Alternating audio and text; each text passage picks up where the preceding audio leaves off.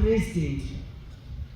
Waona president kuti wana watiri kuzvara mazuva ano wanofunga kuti wakashaya kana kuroorwa chaiko, kana akashaya basa, kumwa ndokunoita kuti kumuwaraidze. Wozoguma mwana uya womwa madrugs, tumbwa twako utu mazuva ano hazvisina kuti chechi wakumwa kana mapriest akumwa kana waparidzi wakumwa kana madhokta akumwa kanawo maloya ari kumwa kana mapurisa acho anosunga akumwa kana masoja angu akumwa nemapolitician. Hapana uri kuzvara. Dzimba dzedu dzakubatwa nenyaya yemadrugs. Tapindirwa ihondo. Ini hangu ndakambotaura mamwe soko ndikabva ndatukwa chaiko naTrump. Ininiwo pandiri pano ndakatukwa ndiTrump.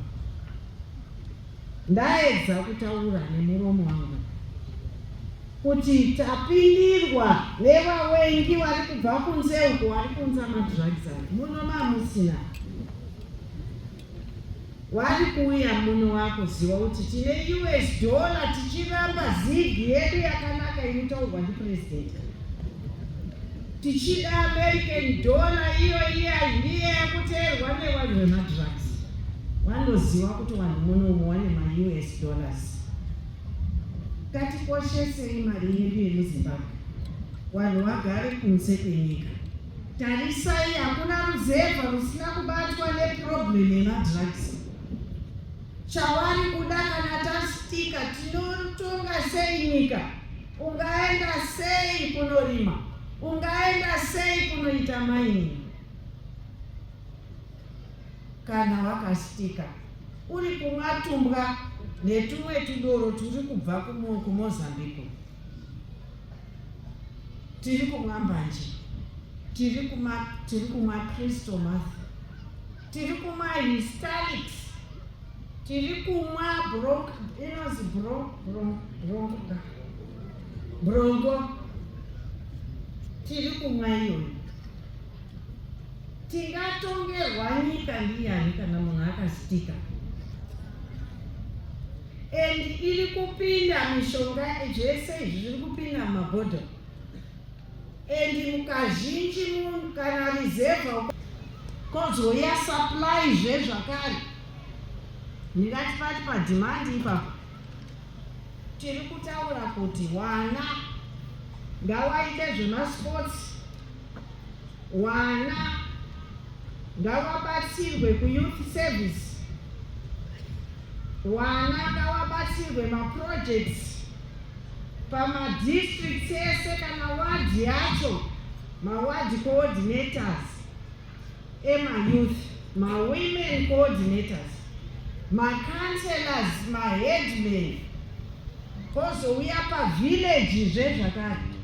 Maprograms ari kuitwa pasiwo ndeapo kurekodha every mwana uri kuita zvemadrugs.